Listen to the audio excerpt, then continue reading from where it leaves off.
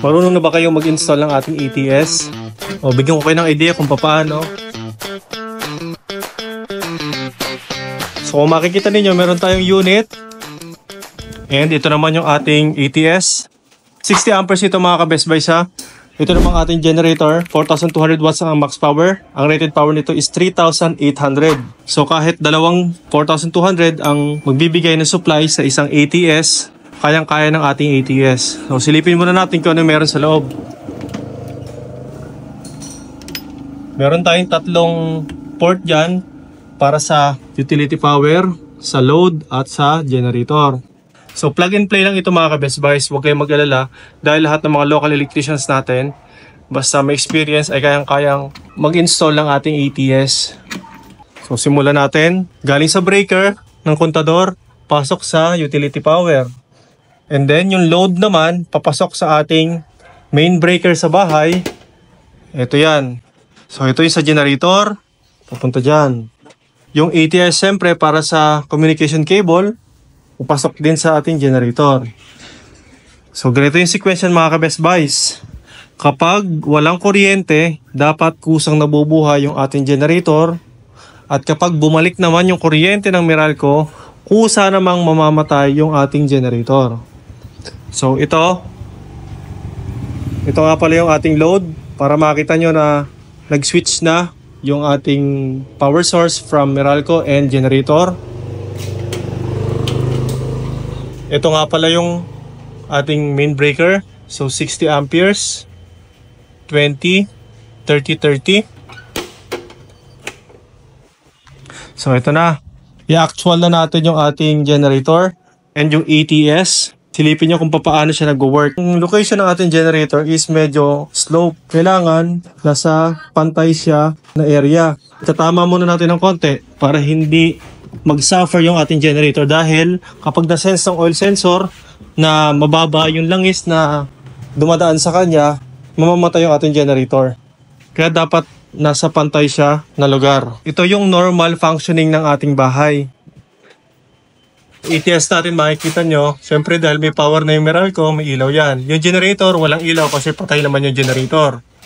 So may load kasi nga, ayan, tulad nyan. May kuryenteng dumadaloy. Walang battery dahil naka-emergency stop. So pagka-release natin yan, dapat magkaroon ng battery. So signifying na connected tayo sa ating generator. So pag pinatay natin to, disconnected tayo sa ating generator. So hindi mabubuhay ng kusa yung ating generator. Okay? Naka-automatic na. Yung ating generator naman i-set up natin. So syempre dapat laging may gasolina. Dapat laging may oil yung ating generator. Ayan, dito po yung lagay ng oil. So 600 ml na oil. Kapag mababa lang yung inyong load, dapat naka-economy on lang para mas matipid. Yung fuel control knob natin, dapat laging naka-on yan. Sa lead natin, dapat naka-on din siya. Yung ATS natin, dapat yung ating male socket ay naka-lock. Dito naman sa male socket natin mga ka-Best Buys, hindi po ito 3-phase. Ito ay line to line. So 110 dito, 110 dito sa kabila. Ito po ay locking mechanism niya lang. So wala itong charge. So ngayon, i-simulate natin na halimbawa, mawala ng kuryente. Ang unang mangyayari dyan mga ka-Best Buys, mamamatay yung ilaw na yan. And then, iti-trigger ng ATS na mabuhay yung ating generator para mag-supply ng kuryente sa ating bahay. Pag binaba natin tong breaker galing sa Meralco or galing sa kontador, dapat mamamatay yung ilaw. Kunwari magba-brown out. Ang matitira lang dito ay battery. Patayin na natin. Ayun, wala nang ilaw. So ito yung generator natin. Dapat mag-trigger yan. Ayan na. Nagka-cranking na siya. So mainit na yung mga ka-Best Buys, kaya sa ikalawang trial yan mabubuhay. Ayun. Umaandar na yung ating generator. Silipin nyo kung kailan magta-transfer ng power.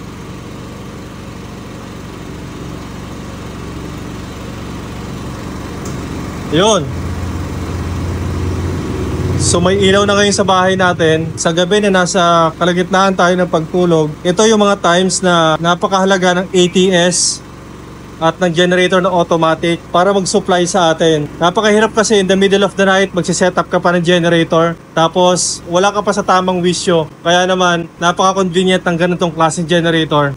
Lalong-lalo na kapag naiwan sa bahay, ay babae, matanda, may medical conditions, nangangailangan ng constant na supply tulad ng aeration sa isda, ilaw para sa perimeter light, mga internet service provider na dapat hindi nawawalan ng kuryente. Ngayon, pabalikin natin yung kuryente ng Meralco para malaman ninyo kung ano yung mangyayari. So, ipapasok na natin yung power ng Meralco. Yun, nagkaroon din ng ilaw sa taas. Silipin nyo kung ano mangyayari. Ayun, nag-transfer na mga ka-Best Buys, pero yung ilaw natin, hindi siya kumurap. Ayun, patay na sa generator kasi meron ng power ang Meralco. So tested na tong ating generator na to. Ipapadala natin to kay Sir Yel Ortega dyan sa Southern Leyte, care of Ma'am Esperanza Mendenveta. So Sir Yel, perfectly working na yung generator at ipapadala na po namin ito. Para sa inyong mga orders, comments, and suggestions, si Marike mag-text, tumawag sa aming cellphone number na mag-flash din sa inyong screen.